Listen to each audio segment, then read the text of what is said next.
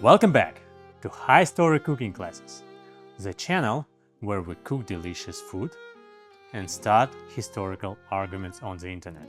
Today, we're making goulash soup, also known as goulash. But here's the problem. Ask a Hungarian where goulash comes from, they will confidently say Hungary, obviously. Ask someone from Austria, Slovakia, Czechia, Serbia, Croatia, or Romania, and suddenly things become complicated. Everyone cooks it, everyone loves it, and many countries quietly claim it as their own. So, who invented goulash soup? To answer that question, we need to travel back several centuries. The word goulash comes from Hungarian and literally means herdsman or cowboy. Hundreds of years ago, Hungarian cattle herders spent long days on the plains known as puszta. They needed a hearty meal that could cook slowly over fire in a single pot. So they prepared meat with onions, spices, and later paprika, cooking it into rich stew or soup. Simple, portable, and filling. But as empires expanded and borders changed, the dish traveled across Central Europe. And suddenly, everyone started saying, yes, we cook this too, so maybe it's ours. But before historians start fighting in the comments section, which I really hope for, let's go to the kitchen and make our own version of goulash soup. Alright, let's look at the ingredients that make this dish so comforting and iconic. For our goulash soup, we need beef, onions, garlic, vegetable oil, cumin, tomato paste, paprika, the star of Hungarian cuisine, water, potatoes, tomatoes, bell peppers, carrots, and salt. This dish is rustic, simple, and incredibly aromatic. And like many traditional dishes around the world, the magic is not in fancy ingredients, but in time, patience, and good technique. First, we start with the flavor base. In a pan, we fry onions with tomato paste for about 5 minutes. This step caramelizes the onions and deepens the flavor. Next, we add cumin and paprika. Then, we prepare a garlic paste in a mortar and mixed it in. Now the kitchen smells incredible. In a pot, we fry the beef cut into small cubes until it starts developing a nice color. Then we add the onion, tomato, garlic mixture into the pot. Finally, we add water and let everything slowly simmer for 1.5 to 2 hours.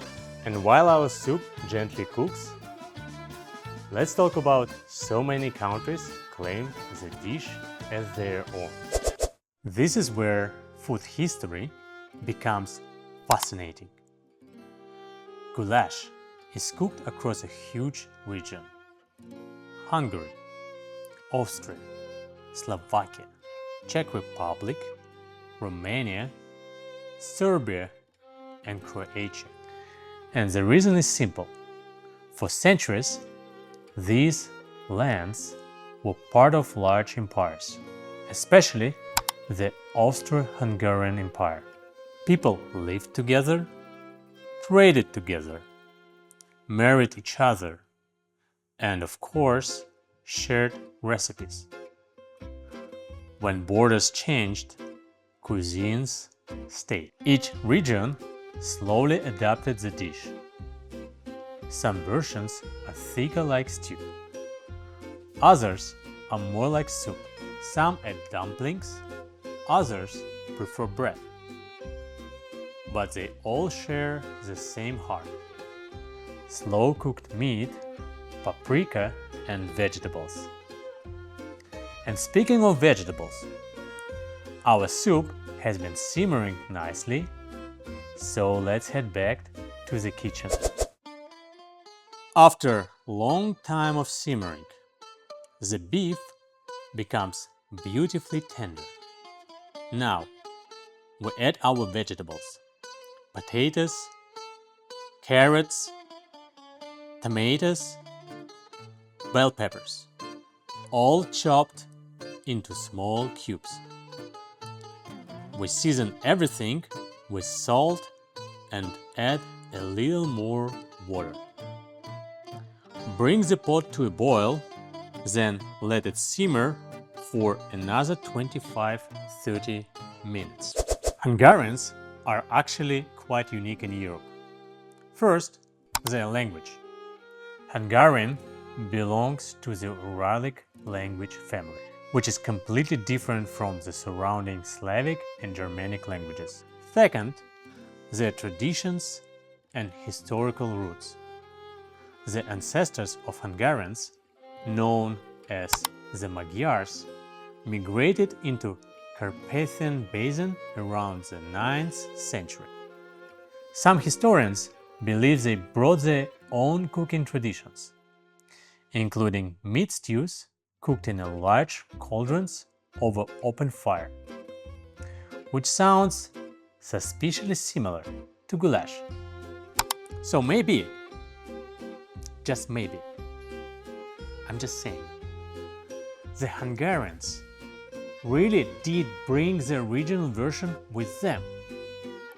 But food history is rarely simple.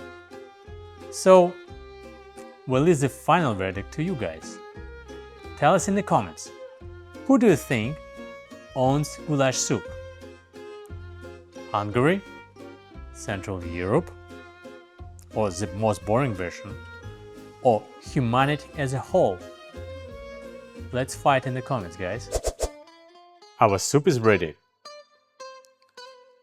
Look at the color. Deep red from paprika, rich broth, tender beef and vegetables.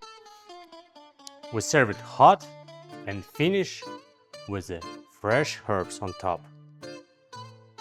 Let's taste it. Wow! Rich, smoky, slightly sweet from the paprika, and incredibly comforting. This is a kind of dish that warms you up on a cold day, and apparently warms up international debates too. In the next episode, we are making a dessert that can be found almost anywhere on Earth. No country clearly claims ownership of it. So we're going to cook it, explore its history, and probably start another debate on the internet. See you next time on High Story Cooking Classes. New episodes every Saturday.